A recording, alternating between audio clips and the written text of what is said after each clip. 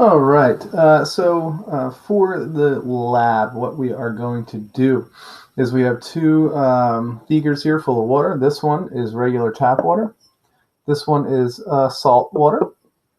And then I have three other colors. The first one's going to be green. This one is super salty water. The red is slightly salty water. And then the blue, it's very dark blue, but this one is just regular tap water. All right, so no salt at all. So the first thing that we're going to do is we're going to take our tap water, which is right here, and we're going to take a couple of drops of the green salty water and see what happens. So let's drop a couple drops in, and you'll see the green actually goes all the way down to the bottom. So it's sinking, and we put a couple more in pretty close up here. You can see they're going straight down, the green color. And again, that is happening because the green water is much more salty than the regular tap water. So that means that it's more dense. It sinks to the bottom. All right. The next one that we are going to do, and this will be part 2, is we're going to put some of the blue tap water into the salt water here. So let's see what happens.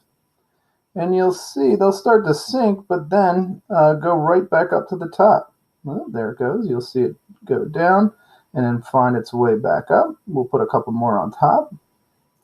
And you'll see they'll go down and rise back up.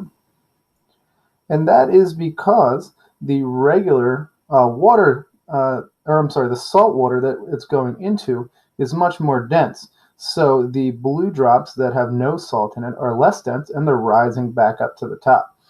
And if you look pretty closely, you'll actually see a blue layer right here of that water floating on top. So again, that is because it is less dense than the salt water that's underneath.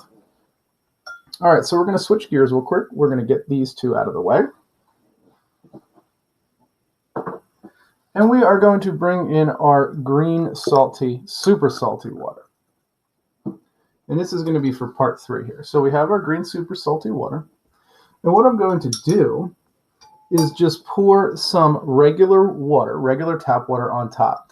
And we're going to have to do it kind of slow because we really don't want these layers to mix. So let's try this out. Hopefully it works. We'll go nice and slow. Of course, it's probably going to spill everywhere, but that's how it always happens. All right, and we're going to continue to add that water. Keep it coming, keep it coming.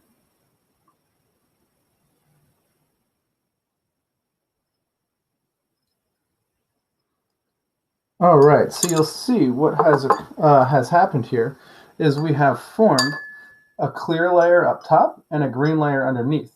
Now, the reason being here, again, is that that green water is much more dense than the tap water up top. It doesn't have any salt in it. So that is your answer there. It forms 2 layers. Again, the tap water on top and the green salty water underneath. And what we're going to do is 2 different things here. We're going to take some of that red, somewhat salty water, and it's in a dropper here, and we're going to put it all the way down into the green layer and see what happens. So we're going to put it in, and what you can see happening right there is it's rising up out of the green layer, but it's not going up into the clear layer. So it's actually rising up from the green layer, but stopping in between and not going up into the green. So you can actually see that layer right there. That's that red layer in between. So all that red water rose up, but then stopped. It didn't go any higher. And we're going to do the same thing and put some of that red on top into the top layer. Now watch what happens here. We'll put it in. We'll put the drops on top. And you'll see they're going to go down, but they're not going to go through into the green layer. So they're actually forming in that middle layer as well. So they're dropping through, but not going all the way into the green. So we'll put a couple more in. You can see the red kind of dissipating there. Now what we have here, again, same deal, is we have a layer of the less dense tap water, the middle density red layer, and then the super dense green layer. And it goes in the way of salt content as well. So no salt content, a little bit of salt content, a lot of salt content. And then the final thing that we're going to do is we're going to mix it all together and see what happens. So when we mix it, you'll see all the layers are going to go together, and it's going to look the same throughout. So there are now no more layers. We have broken that density barrier, and now the entire beaker is the same density throughout. And that is the lab.